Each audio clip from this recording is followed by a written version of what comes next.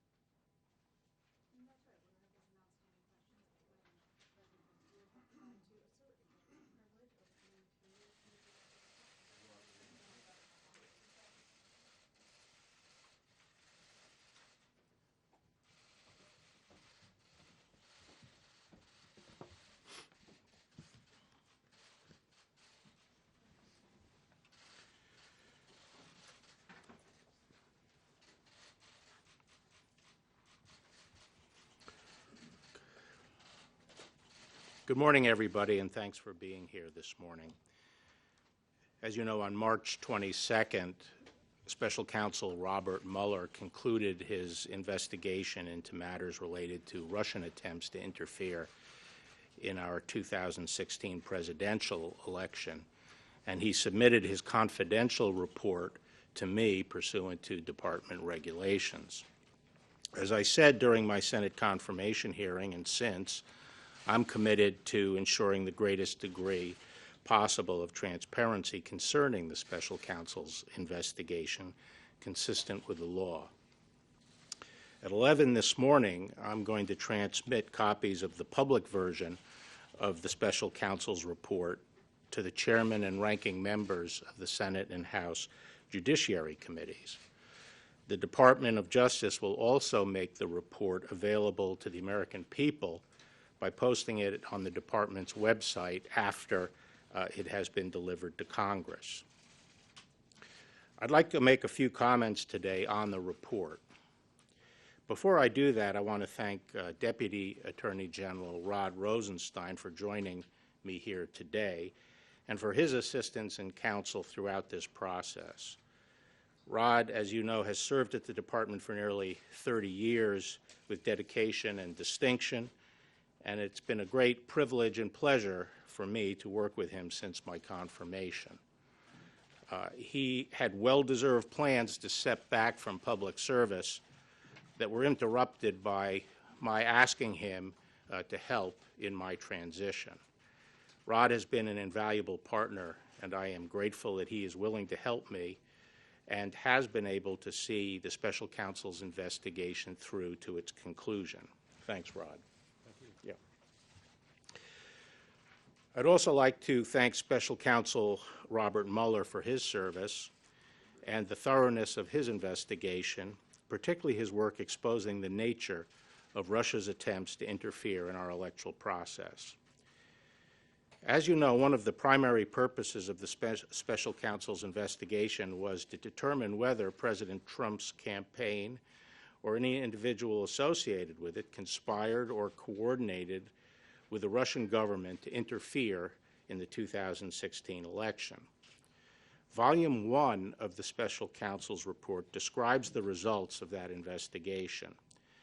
As you will see, the Special Counsel's report states that his, quote, investigation did not establish that members of the Trump campaign conspired or coordinated with the Russian government in its election interference activities. I am sure that all Americans share my concern about the efforts of the Russian government to interfere in our presidential election. As the special counsel report makes clear, the Russian government sought to interfere in our election process. But thanks to the special counsel's thorough investigation, we now know that the Russian operatives who perpetrated these schemes did not have the cooperation of President Trump or the Trump campaign, or the knowing assistance of any other American for that matter. That is something that all Americans can and should be grateful to have confirmed. The special counsel report outlines two main efforts by the Russian government to influence the 2016 election.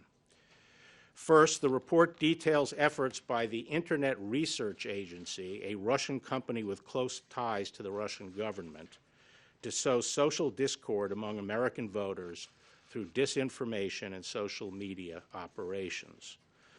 Following a thorough investigation of this disinformation campaign, the special counsel brought charges in federal court against several Russian nationals and entities for their respective roles in this scheme. Those charges remain pending, and the individual defendants remain at large. But the special counsel found no evidence that any American, including anyone associated with the Trump campaign, conspired or coordinated with the Russian government or the IRA in this illegal scheme. Indeed, as the report states, quote, the investigation did not identify evidence that any U.S. person knowingly or intentionally coordinated with the IRA's interference operation, unquote. Put another way, the special counsel found no collusion by any Americans in IRA's illegal activities.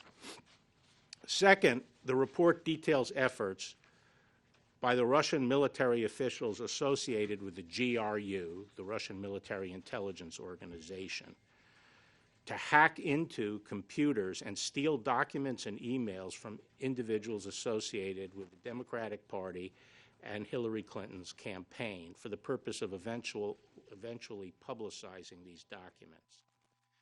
Obtaining such unauthorized Following a thorough investigation of these hacking operations, the special counsel brought charges to court against several Russian military officers for their respective roles in these illegal hacking operations. Those charges are still pending, and the defendants remain at large. But again, the special counsel's report did not find any evidence that members of the Trump campaign or anyone associated with the campaign conspired or coordinated with the Russian government in these hacking operations. In other words, there was no evidence of the Trump campaign collusion with the Russian government's hacking. The special counsel's investigation also examined Russian efforts to publish stolen emails and documents on the Internet. The special counsel found that after the GRU disseminated some of the stolen documents to entities that it controlled, DC Leaks and Guccifer II, the GRU transferred some of the stolen materials to WikiLeaks for publication. WikiLeaks then made a series of document dumps. The special counsel also investigated whether any member or affiliate of the Trump campaign encouraged or otherwise played a role in these dissemination efforts. Under applicable law, publication of these types of material would not be criminal unless the publisher also participated in the underlying hacking conspiracy. Here, too, the special counsel's report did not find that any person associated with the Trump campaign illegally participated in the dissemination of the materials. Finally, the special counsel investigated a number of links or contacts between the Trump campaign officials and individuals connected with the Russian government during the 2016 presidential campaign.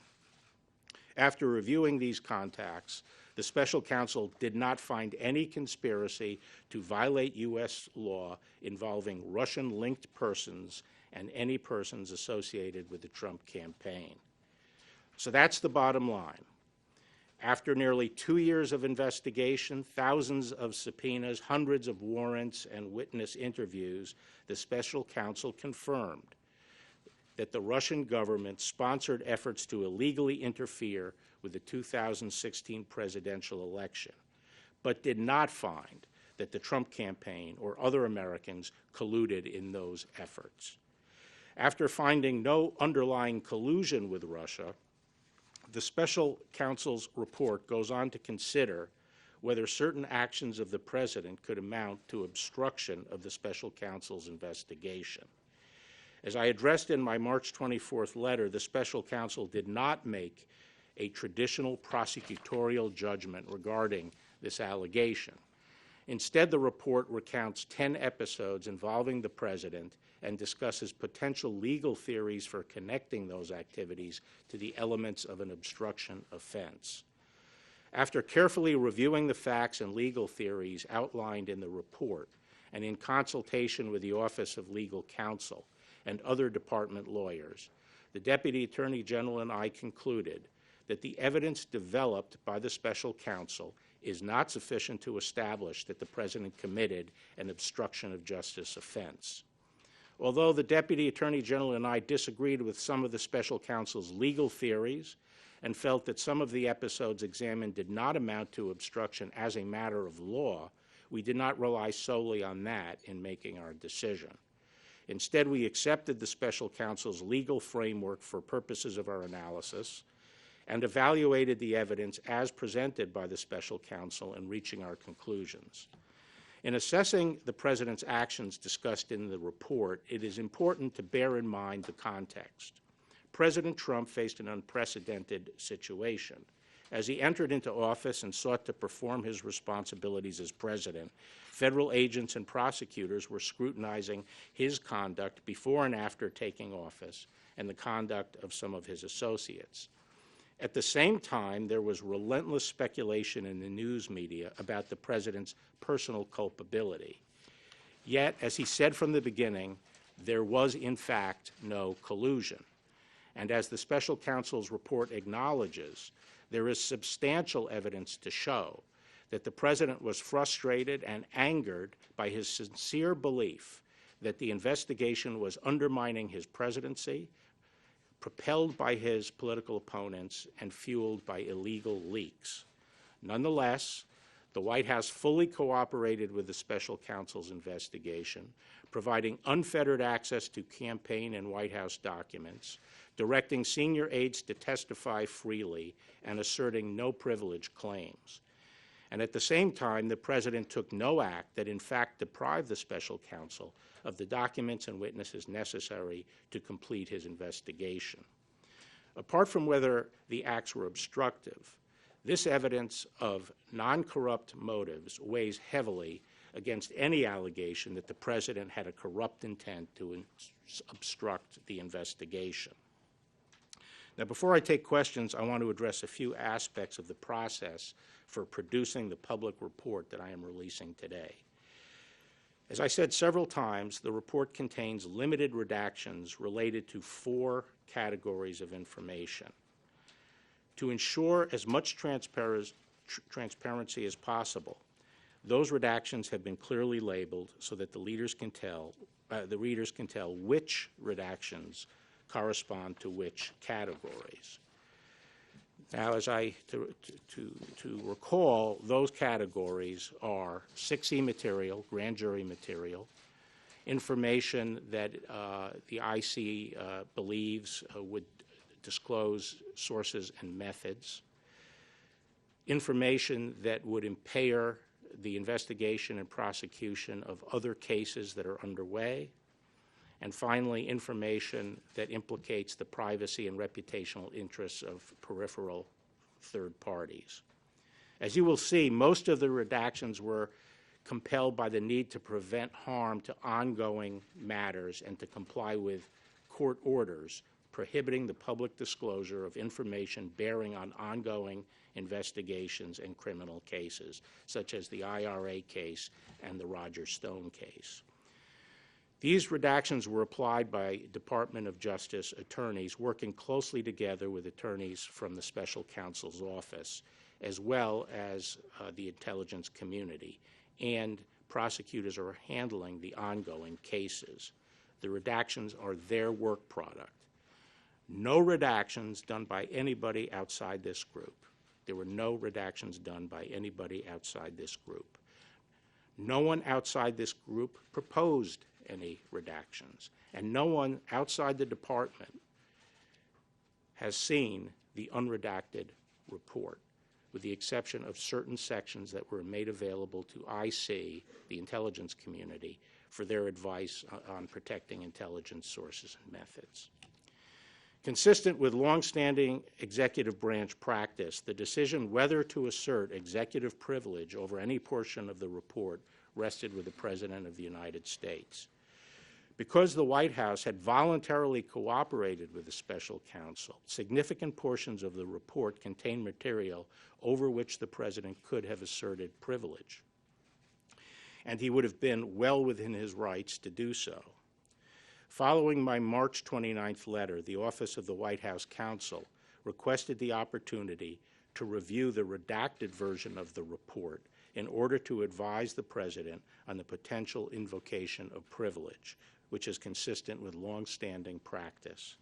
Following that review, the President confirmed that in the interest of transparency and full disclosure to the American people, he would not assert privilege over the Special Counsel's report. Accordingly, the public report I am releasing today contains redactions only for the 4 categories that I previously outlined, and no material has been redacted based on executive privilege. In addition, earlier this week, the President's personal counsel requested and was given the opportunity to read a final version of the redacted report before it was publicly released.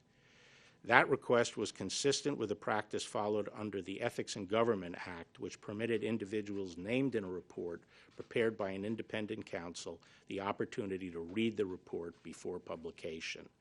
The President's personal lawyers were not permitted to make and did not request any redactions.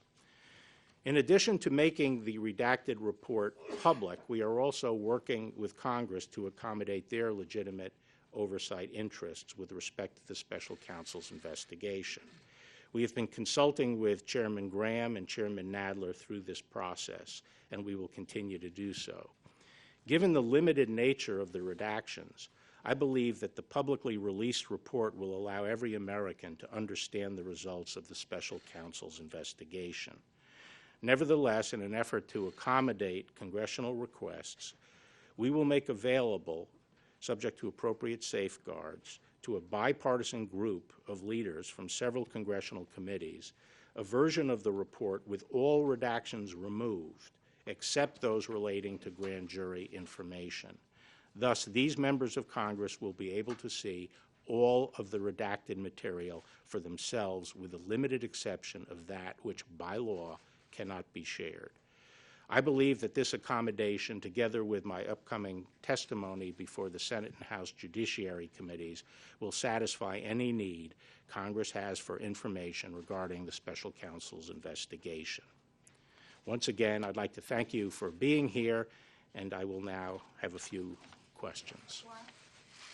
Mr. Attorney General, we don't have the report in hand, so could you explain for us the Special Counsel's articulated reason for not reaching a decision on obstruction of justice, and if it had anything to do with the department's long-standing guidance on not indicting a sitting president? And you say you disagreed with some of his legal theories. What did you disagree with him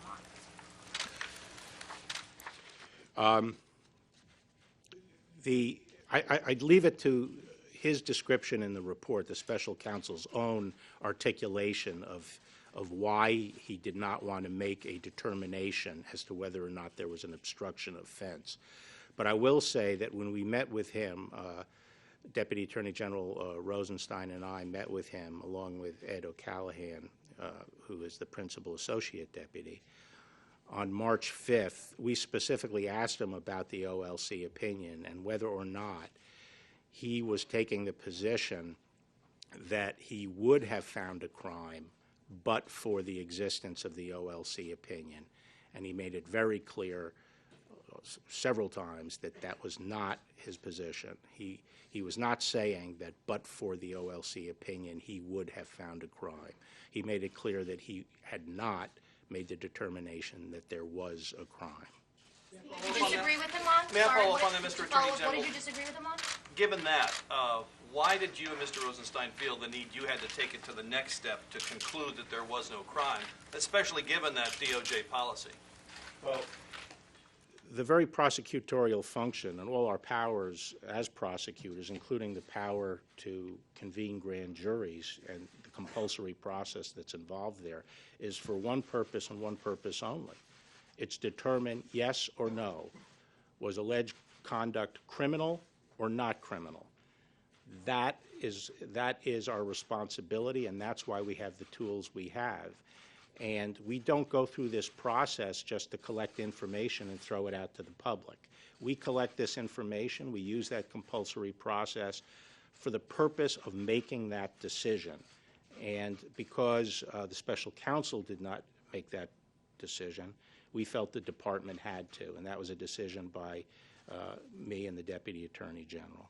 Yes. Or did the special counsel indicate that he wanted you to make the decision or that it should be left for Congress?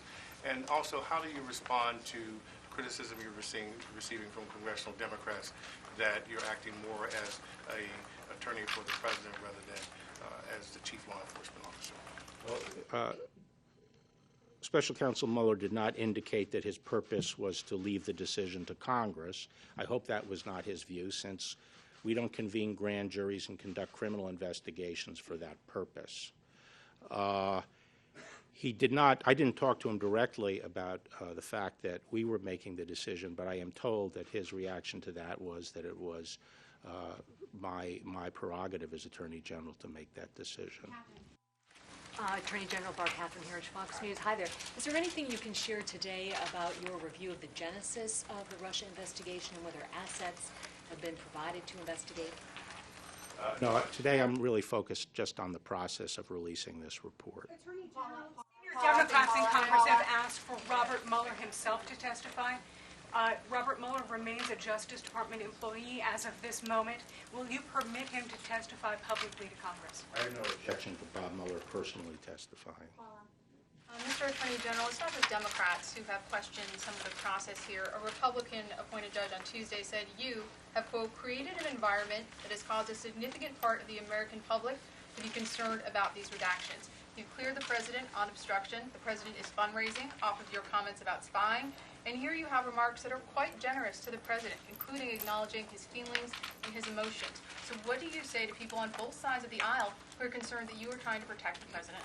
Well, actually, the statements about his sincere beliefs are recognized in the report, that there was substantial evidence for that. So I'm not sure what your basis is for saying that I am being generous to the president. You face an unprecedented situation. It just seems like there's a lot of effort to say, to go out of your way to acknowledge how this. Well, is there another precedent for it?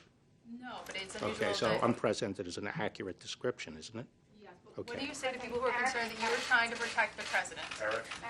There's a lot of public interest in the absence of the special counsel and members of his team. Was he invited to join you up on the podium? Why is he not here? This is his report, obviously, that you're talking about today. No, it's not.